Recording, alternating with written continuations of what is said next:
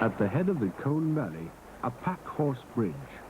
It stands there as an enduring symbol of the relentless pursuit of wealth and trade, which culminated 500 years later in total victory for industrialization, only 4 miles from the pack-horse bridge.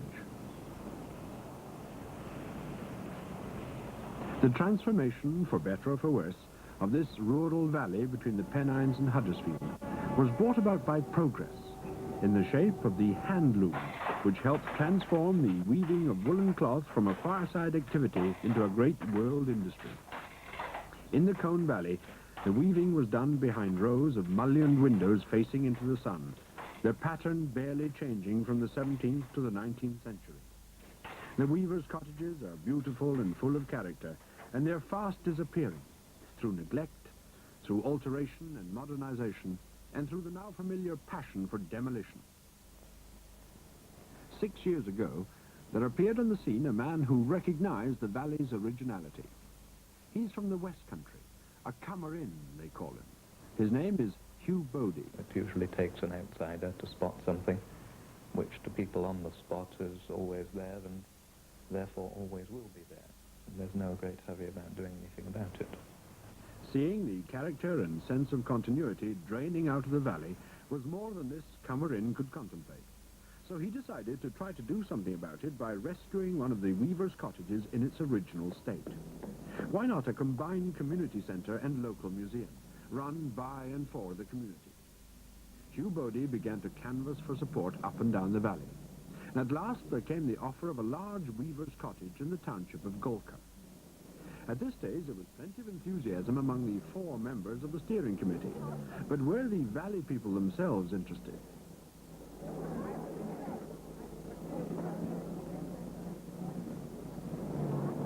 Well, they were. If you say I started it off, well, I suppose somebody has to start everything. But it quickly became, within months, a community project, and that's how it continues. But it's no good having a building unless you can use it for something. It's very hard to maintain a building as a shell. But for 2 years now, the handlooms have been clattering again on the top floor, while on the ground floor, the parlour has been restored to its original appearance by people who can still remember what a weaver's parlour really looked like in the old days. And I think they have a feeling that they are creating something that's permanent, and that what they're doing now will still be here in 50 years' time. The middle floor has become a focal point of community life. It's used for everything from art exhibitions to research work. In this valley, there is an extraordinary pride, and justifiably so, in my opinion, in what has been done for centuries past and what is done now. Industrial history is something that almost everybody has some interest in, and if they're given something on which to focus their attention, this interest comes tumbling out. Yes, Tickle. Tickle? The museum has now acquired the 2 adjacent cottages, but expansion brings its headaches. For the first 2 years of its life, the place has been run mainly on enthusiasm and rather less on cash. It's all very well to do things on a shoestring, but it's not ideal to plan to do this permanently. And there comes a time when running jumble sales to pay the rates is not a very appealing proposition. There may be little cash, but amongst the valley people there's plenty of pride. I feel proud that Hugh Bodie has shown us that there's something... His enthusiasm in the beginning, which generated all this, something like a catalyst to start it up. Certainly brought a lot of interest into the valley, especially from a comer-in, as we tend to call them.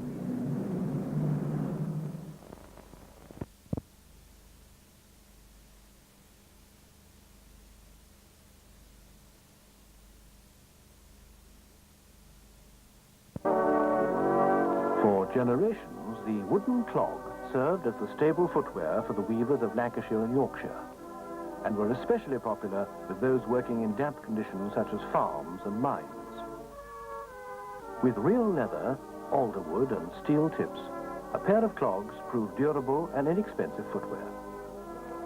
The village of Golka in the Colne Valley, just outside Huddersfield, used to support 4 clog makers. Working 6 days a week, a clogger could produce 4 pairs a day, making both a wooden sole and leather upper. But like so many crafts, it is a fast, dying industry. Man-made plastics have seen to that. No longer will you find cloggers in the Colne Valley. But in 1970, a museum run entirely by volunteers was set up to demonstrate local crafts. 3 weavers' cottages were purchased and retired craftsmen invited to pass on a lifetime's knowledge so that the museum could keep the workshops in a living condition.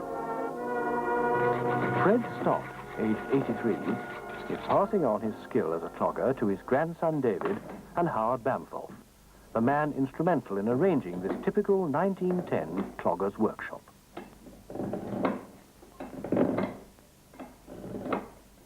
You start with a shaping knife, a roughing knife, which gets out most of the shape of the clog sole. This has this straight blade, and it's got a long handle. It looks too long, really, to use comfortably, but the longer it is, the more powerful the cut. So this first knife does most of the work, but you need to get a hollow shape on the top of the sole, and you get that out with the hollower. This has this curved blade, and you work it in just the same way. In fact, it'll fit into the same ring bolt on the same bench.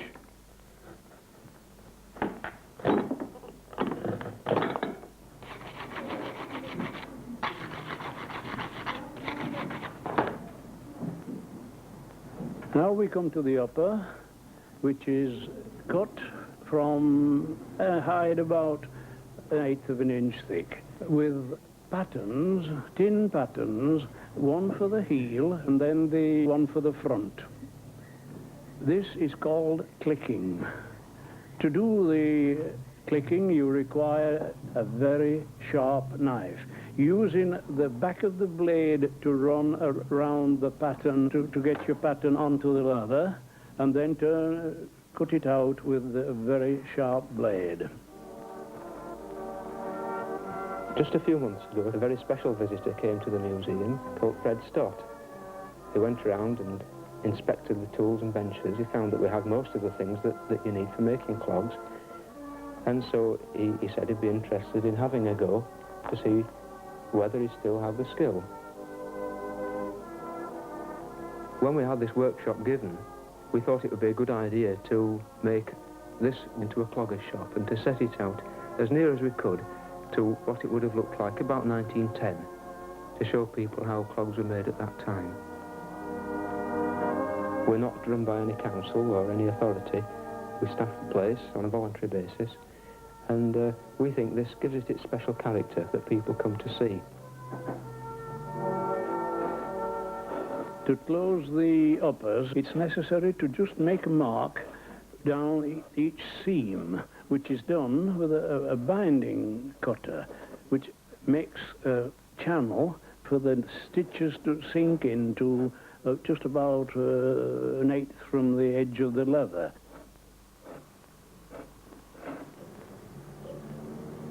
If you want a very strong thread for sewing a pair of man's clogs, for example, you make a very strong thread with perhaps 8 cord or 9 cord, or sometimes even more. But for this pair, we're using 6 cord.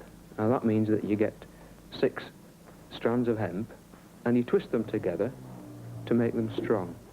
And you keep the twist in the hemp by rubbing this cobbler's wax into the cord, and that holds it together. The end of your cord comes to a very fine tapering point.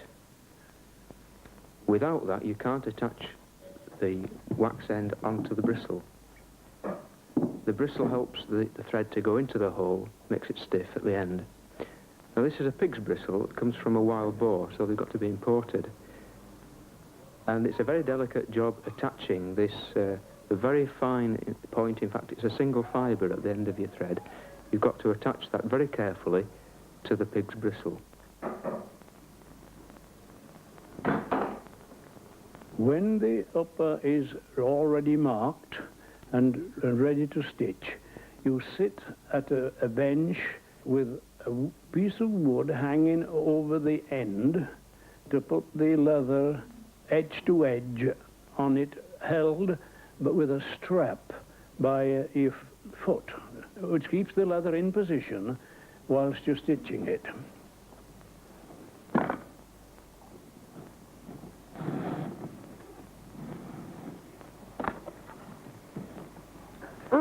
it's very interesting to see my granddad doing this salt craft and to learn how they did it all those years ago without all the complicated machinery that we have today.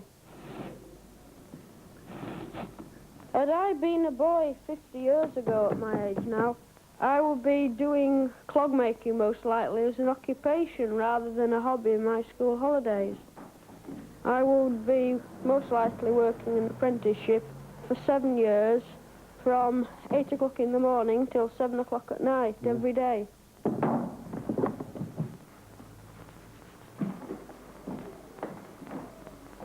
Following the closing comes the putting of the shape into the upper, which is done by a wooden last and a pair of lasting pliers which pull the front part of the leather tightly over the shape of the wooden last.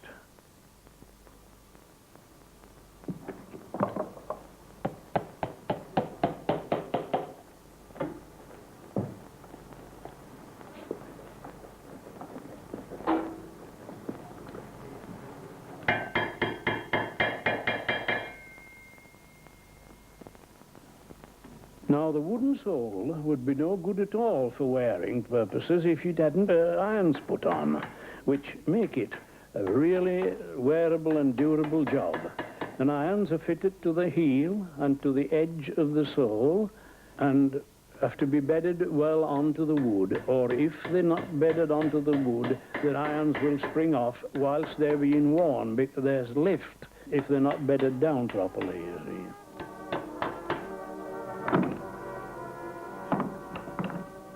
Now we come to one of the most important things in clog making, putting the sole and the upper together.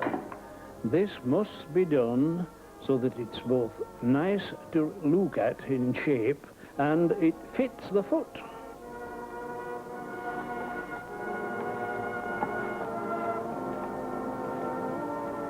I learnt this craft when I left school at 13 and followed it for a good number of years and have never forgot how to make a clog.